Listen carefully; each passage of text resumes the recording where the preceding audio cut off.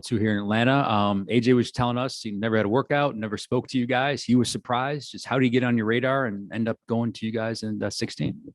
Yeah, well, we've been covering him all year. And he's a guy that we had highly rated, didn't really think he would be there at 16. We had a chance to speak with him in Chicago too, had a great interview just about the right stuff, the values that, we're going after, the character, the hard work, the work ethic that he has. We're very excited about what he can bring from his versatility to everything from a personality standpoint. Couldn't be happier about having him. We're really glad.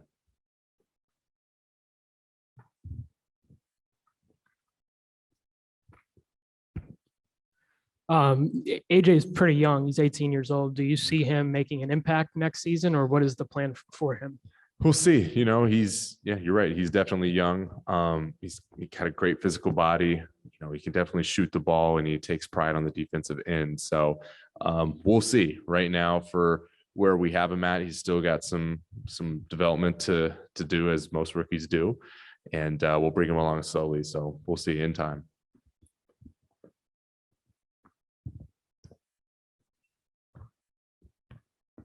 I don't know how or if you're going to want to answer this, but I don't want to answer it. Yeah, often not only during but after the draft, there's trades. I mean, is there a chance that he's not going to be here next year, or are you definitely planning on him being on this team? Are we talking about AJ right now? AJ, yeah. We picked AJ because we really like him, so our plan is to have him. And then another question you're going to want to, you'll probably be more vague about. How many balls are in the air right now? Is there any way in terms of potential trades and things that are going on, conversations that might have been happening tonight and today? Yeah, I mean, look, in the past few days, part of our job is, as is taking a bunch of calls and making a bunch of calls. But honestly, like right now, it's about these draft picks that we had, and it's about their night. So I'd like to keep it with that for sure.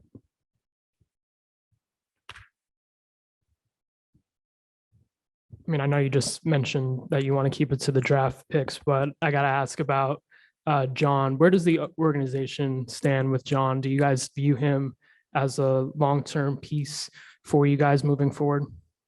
Yeah, I mean, we have under contract for a long time. He's been a great player for us. He's done great things for us. So, we're excited about John Collins. Like right now, I'm sure as everyone has alluded to, you take phone calls, you make phone calls, it's just part of our job. We've been mandated to get better, and we want to get better. So it's kind of what I mentioned before, for sure.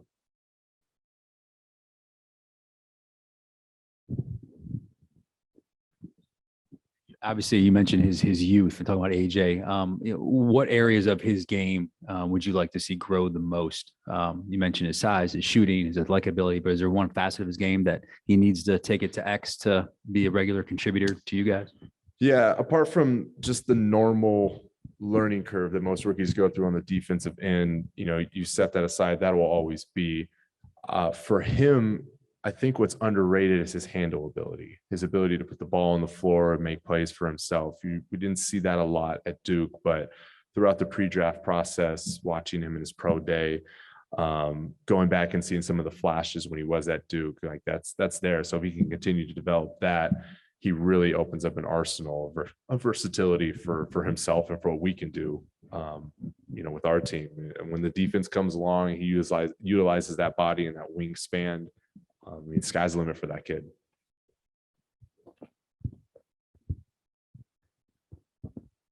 With AJ's background, having a dad as a coach and him being able to spend some time with the Raptors back in 2020, it sounded like, how do you think that gives him a leg up as he comes into Atlanta?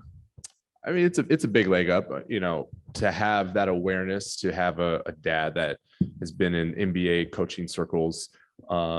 He's already kind of seen what it takes, and comes from a basketball family, so it's definitely going to help him in his development. I think it expedites it in a certain way, as long as he continues to work hard.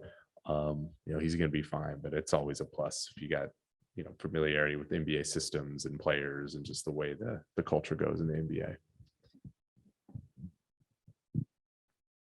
Is that $2 million your signing bonus? And what can you tell us about your second round pick? I've decided to spread it out amongst all of you for being so patient with me post-draft. So congratulations. No. the second round pick, Tyrese Martin. What an unbelievable story. I'm excited for you guys to get a chance to speak with him. Another guy that from a character value standpoint, what we want to build here, we couldn't be more excited. Him and AJ are top notch in that regard. Tough kid, brings defense, also versatile as a wing, can shoot the ball. Hopefully we continue to see that be consistent as we continue on here. You know, he had a great shooting year last year. We want to make sure that that's going to continue, but from what he brings from an intangible standpoint on the defensive end, he's another guy just like AJ, where I think that the handle is a little underrated, and that's something we saw in the pre-draft process that really grew. You know, at UConn, he played a great role, and that's really going to help us as we project a guy like that in the second round to possibly get in the pathway to play more.